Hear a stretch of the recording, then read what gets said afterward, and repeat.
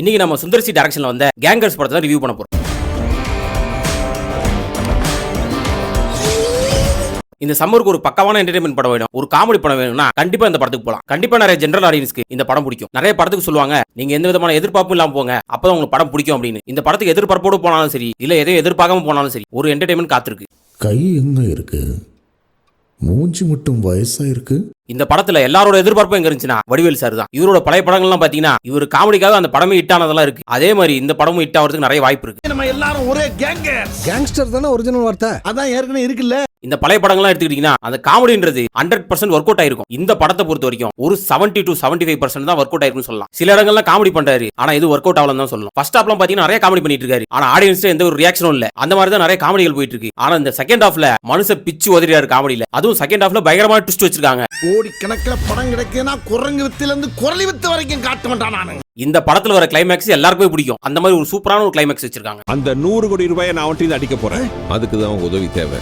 First half பொறுத்தவரை என்னடா படம் இப்படியே போயிட்டே இருக்கடா அப்படின்னு நினைச்சிட்டு இருக்கும்போது இன்டர்வலுக்கு முன்னாடி ஒரு ட்விஸ்ட் வைக்கிறாங்க. ஒரு சஸ்பென்ஸை முன்கூட்டியே சொல்லிடுறாங்க. அதனால அந்த சஸ்பென்ஸே ஒர்க் அவுட் ஆகாம போயிருது. நம்ம வாழ்க்கையில ஒரு சில பேர் இருப்பாங்க, நல்லா இனிக்க பேசுறாயா, நல்லவனா இருக்காயா அப்படின்னு நாமளும் அவன் நல்லவனா நினைச்சிட்டு இருப்போம். ஆனா அவன் பல வேலைகளை பார்த்து தெரியுவான். இவன் எப்ப பார்த்தாலும் பொசு பொசுன்னு பேசுறான், எப்ப பார்த்தாலும் எரிஞ்செறிஞ்சு விழுறான், அப்ப இவன் கெட்டனவா தான் இருப்பான் அப்படின்னு நாம தரம் பிரிச்சு வச்சிருப்போம். ஆனா உண்மையாலே பொசு பொசுன்னு பேசுறவன் தான் ரொம்ப நல்லவனா இருப்பான். அந்த மாதிரி ஒரு சில சீன்கள்லாம் இருக்கு, அதெல்லாம் நல்லாவே சூட் ஆயிடுச்சு. இந்த படத்துல வேற என்ன பாசிட்டிவ் இருக்குன்னு பாத்தீங்கன்னா கண்டிப்பா வடிவேல் அவரோட காமெடி இருக்கும்.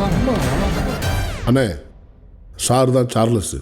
கோ ஆக்டர்ஸோட காமெடி இருக்கும். அப்புறம் படத்தோட செகண்ட் ஹாஃப் கிளைமேக்ஸ் எல்லாருக்குமே பிடிக்கும். கிளைமேக்ஸ்ல வர ட்விஸ்ட் யாருமே எதிர்பார்க்காதது. அரண்மனை படத்துல வர மாதிரி இங்க ஒரு சில பாடல்கள் எல்லாம் இருக்கு. இந்த படத்தோட நெகட்டிவ் பொறுத்த வரைக்கும் எந்த பாட்டுமே அந்த அளவுக்கு கனெக்டா இல்ல. ஏதோ ஒரு சவுண்ட் ஸ்பீக்கர் மாதிரி போட்டு விட்டுறாங்க, அப்படியே ஆ ஊன்னு கத்துறாங்க, காது இறைச்சல் தானே தவிர எந்த பாட்டுமே கனெக்ட் ஆக மாட்டேங்குது. சுந்தர்சி படங்கள்னாலே இந்த கிளுகிழப்பு பஞ்சம் இல்ல. அந்த மாதிரி இந்த படத்துலயும் ஒரு பாட்டு இருக்கு. அந்த பாட்டு கொண்டாந்து சொருனா மாதிரியே இருக்கு. தேவையில்லாத இடத்துல அந்த பாட்டு வருது. கண்டிப்பா இந்த படத்துக்கு பெரிய எதிரினா இதுல வர பாடல்கள் தான். அதே மாதிரி இந்த படத்துல வர ஃபைட் சீன்கள்லாம் ரொம்பவே பெருசா இருக்கிற மாதிரி ஒரு ஃபீல் கொண்டு வருது. அதை கொஞ்சம் ஷார்ட் பண்ணியிருந்தாங்கன்னா ரொம்பவே நல்லா இருந்திருக்கும். முக்கியமா சுந்தர்சி வடிவேல் காம்போ பாத்தீங்கன்னா எல்லாருக்குமே பிடிக்கும். இந்த படத்துல வர பாட்டு, ஃபைட் சீன், ஒரு சில ஒர்க் அவுட் ஆகாத காமெடிகள் இதெல்லாம் தவிர்த்துட்டு பாத்தீங்கன்னா ஒரு பக்காவான என்டர்டைன்மெண்ட் ஃபில்மா இருக்கும். கண்டிப்பா இந்த படத்துக்கு ஃபேமிலியோட போகும்போது வடிவேலோட காமெடியை நிறைய இடத்துல ரசிச்சு பார்க்கலாம். எல்லா படத்திலும் லாக்ன்றது வரும், அதே மாதிரி இந்த படத்துல லாக்ன்றது வருது, கொஞ்சம் நிறைய இடத்துல வருது. ஆனா செகண்ட் ஹாஃப்ல அதை அப்படியே மேட்ச் பண்ணிட்டாங்க. சரி, என்னதான் சொல்ல வர, இந்த படம் நல்லா இருக்கா நல்லா இல்லையா அப்படின்னு கேட்டீங்கன்னா என்ன பொறுத்த வரைக்கும் இந்த படம் ரொம்ப பிடிச்சது. வடிவேல் ஒரு காமெடி ரொம்ப பிடிச்சது. கண்டிப்பா ஃப்ரெண்ட்ஸ் ஃபேமிலியோட தியேட்டர் போய் பார்க்கலாம். அப்புறம் வாணி பூஜன் அவங்களோட ஆக்டிங் ஒரு 2 சீன் தான் வராங்க, அந்த சீன்ல நல்லா நடிச்சு போயிட்டாங்க.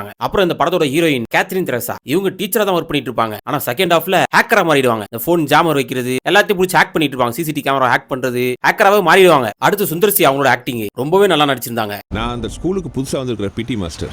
Welcome to our school Saravanan. Second ஹாஃப்ல இவருக்கு ஒரு ட்விஸ்ட் இருக்கு. அந்த ட்விஸ்ட் எல்லாருக்குமே பிடிக்கும். அந்த ஒரு கேரக்டர் கடைசி வரைக்கும் யாராலும் யூகிக்க முடியாது. அப்புறம் இந்த படத்தோட மெயின் வில்லன் ஹரிஷ், அவரோட பாட்டு நல்லாவே நடிச்சிருந்தார். அப்புறம் இந்த படத்துல நடிச்ச வடிவேல், அவரு பாத்தீங்கன்னா பல கெட்ட போட்டு அனுப்புறாங்க. அவரோட காமெடி நிறைய இடத்துல ஒர்க் அவுட் ஆயிருக்கு. முக்கியமா இவர் பண்ற காமெடிக்காகவும் படத்தோட செகண்ட் ஹாஃப்க்கும் கண்டிப்பா அந்த படம் ஹிட் ஆகும். என்னோட ஆனஸ்ட் வியூ உங்ககிட்ட ஷேர் பண்ணிருக்கேன். யாராவது படம் பார்த்திருந்தீங்கன்னா கீழே கமெண்ட்ல உங்களோட கருத்துக்களை சொல்லிட்டு போங்க. இதோட நம்ம அடுத்த வீடியோல பார்ப்போங்க.